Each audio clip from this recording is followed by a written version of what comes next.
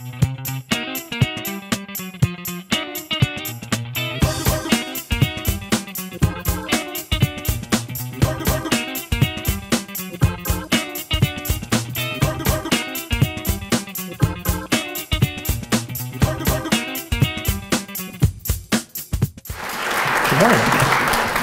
am really excited to talk about time today. The idea of time is so linked with our day-to-day that it sometimes loses its appearance, and all we notice is its wake. Memory, perspective, age, to name just a few. The projects that I will walk through today are an interesting foil for the underlying question of how we demonstrate time, how we use time, and why it finds its way into so much of our thoughts. This is a pretty important window to me. This was the first window that we had in Kansas City when we moved here 5 years ago. After we had selected Kansas City in May of 2010 as a place that we wanted to move after we had lived in New York City for about 13 years. After a 22-hour drive of truck driving with a wife and a dog and a cargo full of IKEA furniture, we finally landed here and in this space overlooking downtown. And it sort of felt at that moment that we were in a bit of a spaceship that had landed, and we had this amazing view that was down here. One of the great things about it, though, was that we were constantly confronted for the year and a half that we lived there with the changing pace of what was going on the screen beyond. The Coffin was getting built, businesses were moving and coming in, and there was a variety of other small, more granular changes. And I really loved how the framework of this window sort of gave a grid to notice each and every part of what was changing and when it was changing. And I was a bit of a spectator. This was a pretty indelible moment for me. When you take the frame away, same basic location, but suddenly you become part of the equation. You're no longer a spectator, and the time that you spend in it is also part of your own time. It's not something that you're observing and commenting on. It's something that you're really taking over and is becoming part of your own memory. Another indelible moment, I'll have just 2 or 3 of those, I promise, was a project that came about in 2013 by Doug Aitken. And for those that you don't know, he's a video artist in New York, and among other things, he's just a tremendous artist. And he had created this project where a train was going to leave from New York and travel to Los Angeles. And along the way, he'd gathered filmmakers and artists and other creative types and social media people to sort of tell the story of traveling across America by rail. And although Kansas City wasn't on the list at the time that the train left the station in New York, I was really fascinated by this. So I began tweeting at them. And I'm more than certain that they had planned to stop in Kansas City. But having that moment when they did announce it on the day before that it was going to stop here and it was going to be this event that would happen in Kansas City, that was pretty gratifying. And watching this train, which was this glowing object coming into the station at Union Station, they unpacked the artists, they unpacked the instruments, and they began to play. Bands played, and the filmmakers were interviewing people and talking to people, and I believe they ran and grabbed some barbecue as well. And it was this piece for me that was really influential because it was a temporal project, something that would only be there for a moment and then it would be gone forever. And I really loved that, you know, this was something that you got to participate in, you got to have it as an experience, and then it was just gone. When you contrast that with my everyday as a creative director and marketer, which looks a little bit more like this, I'm spending most of my time just trying to keep my time and to keep the projects for clients from colliding with one another. And in that moment, time is this strange enemy where you are constantly aware of it, and it's firm, and unforgiving. And in that time, it's hard to recognize the things that you want to reflect on and the things that you want to change and the things that you might want to be different about a project. And at the end, the sort of resignation to giving up certain things that you might have wanted to do but the time didn't allow. To talk a little bit about myself and what my background is, which is a little bit unusual, is I actually started programming when I was very young. It was something that I just love and had a natural affinity for, and it was definitely part of my upbringing. Then in college, I went to architectural and design school, and that was sort of an interesting juxtaposition because programming was very certain and architecture was definitely not certain. After finishing school, I moved on to New York and I worked as an architect for about a year and a half. And that was right about the same time that the dot-com boom was happening in New York City, well, other places as well, but specifically there.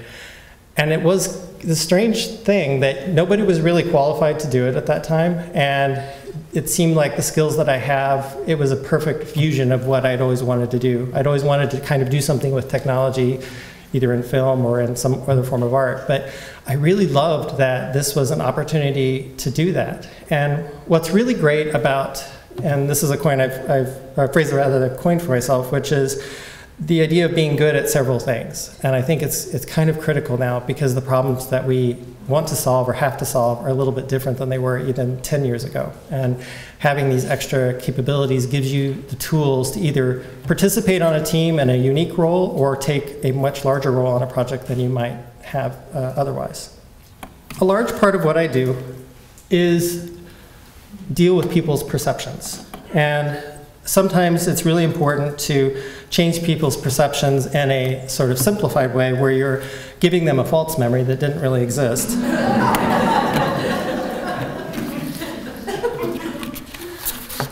And other times, the idea is you're not in control of what is changing or the time that is changing your idea and the people that are being impacted. I use this as an example of somebody we might have had one opinion of previously, and then as his career went on, we had a very different opinion of it. And I think that's true even now in the presidential election and how every day there seems to be a new piece of the puzzle that gets unfolded and your feelings about somebody may change from day to day. And I find that pretty fascinating. So the perspectives and the ability to change your perspective is a unique quality and trait of time and something that when I'm going in to do any kind of work, I find that it's important to know what your intention is. We spend a lot of time sharing little bits of ourselves, and they come off either as tweets, Facebook posts, Instagram posts, whatever the thing might be. But these things have a very both short lifespan and enormous lifespan. The short time span is in the sense that we are aware of it. The enormous lifespan is that it lives on forever, and there's really no end in sight to it. But we don't consciously go back and look at these things, usually over time, and begin to curate what something was like. And that's a thing that had been sticking in the back of my mind for a long period of time. One of the things that I noticed right away, especially in my own professional path, was that design is really, it's changing very dramatically. And I find that the notion where design might have been 10 or 15 years ago as being a mostly visual exercise is really just part of the equation. Now it's much more of an experience that you're trying to create for people, and that there are visual components to it, but you have to consider the elongation of those components over a period of time. And not doing that seems very flat now, and that's very interesting. So all these pieces sort of led me to a couple of projects that I created.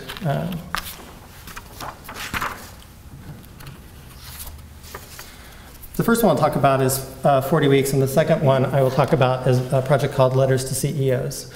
And they both have an element of time involved with them, and they are websites that were seeking to sort of talk about things that were going on in the metropolitan area.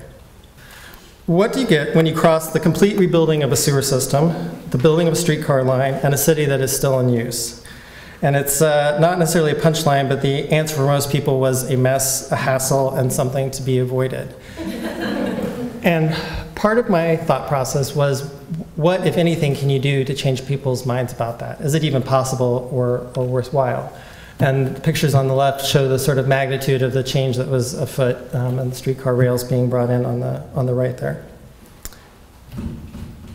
And can you get people to want to create experiences, getting back to the idea of something that's temporal, can you get people to create experiences that they wouldn't have otherwise done, because this was a unique moment where you were going to see all these pieces kind of come together and really in a once-in-a-lifetime opportunity. So I began to seed different images that I thought were really interesting and sort of representative of what I was kind of looking for in other people to talk about.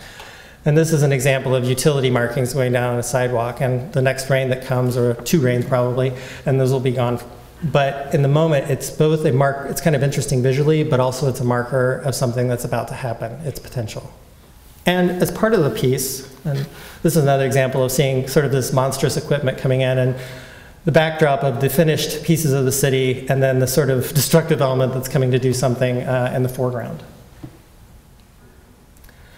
So I created about 40 plus challenges that would span the entire length of the 40 weeks timeline. And the point of those was to give people an opportunity to either provide imagery, provide feedback, or share on social what they were experiencing in the downtown corridor in that particular week based upon a particular idea that we were putting out there.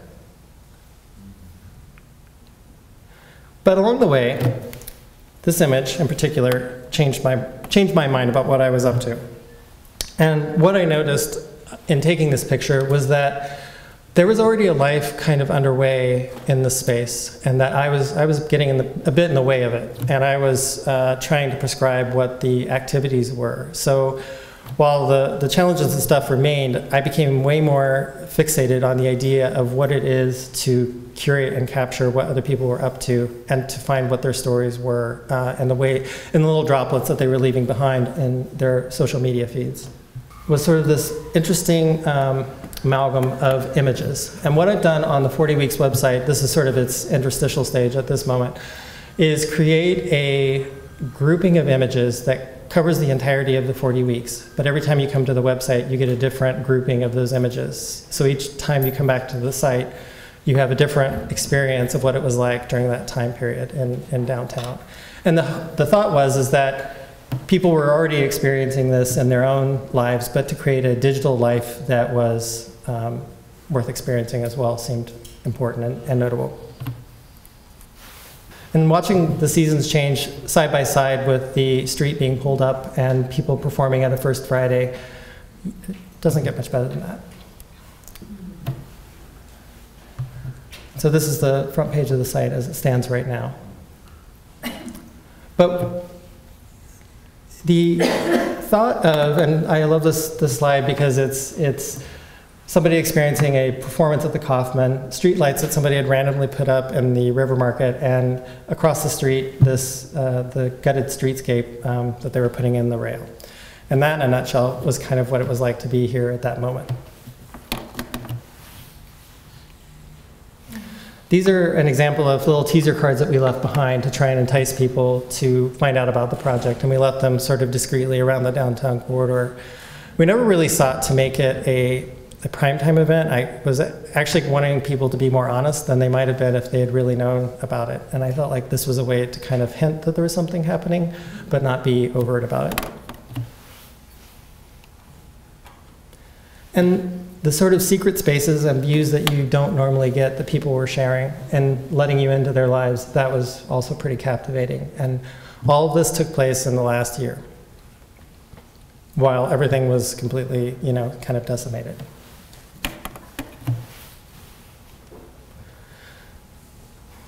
This piece signifies kind of the ending of that component, and it's less about what these are or are they remarkable images, but what they represent to me personally, and the idea that people were beginning to show that there was something in the future coming that hadn't yet happened.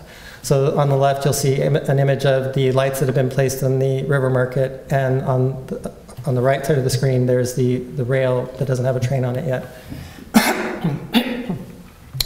And it's the potential of what these will become. And that's also an element of time. And of course, it doesn't hurt if the end of your project is when the roars went.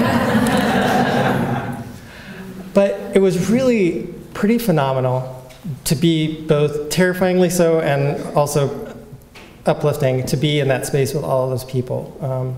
It was familiar from my days in New York, but definitely to see the space occupied in a way that it hadn't been was kind of a great ending point to the piece. The next project that I'll talk a little bit about happened sort of in the midst of the 40 Weeks project, and I'll only touch on this one a little bit. The point of this was to build a platform that would allow people to talk about the kinds of businesses that they might want to see in downtown, get them to suggest those, then create a vote, and then encourage people to write letters to those companies to tell them why Kansas City was so fantastic and why they might want to move here. And the reason I bring this up is not so much as its strict relationship to time, but more about what it has been as far as figuring out how to complete the project. We have the letters and we're ready to release them, but there's been a lot happening in the news, and being sensitive to the world at large has definitely factored into how to talk about things. Trafficking in other people's tragedy is definitely not something that I'd be so interested in, and also just getting people to focus on what you're up to is a challenge, especially in the presidential election cycle. But in 2016, we'll release the letters and we'll begin to show off the kind of really cool things that people were talking about. And that gets into the idea of having a context and knowing where you fit in time and your importance in that time is pretty important. Because your project can seem like the most important thing, but there's a world of information that's out there, and it's important to reflect a little bit and understand how to place it in that relative space. It's easy to say something is finished. In the case of 40 weeks, I don't think it's finished. It's just not a moment of rest while I figure out the next piece, which is probably constructing an in-person experience where people can interact with these pieces. But in general, this ellipsis is a pause and a moment of time to reflect before going and making something new. Thanks.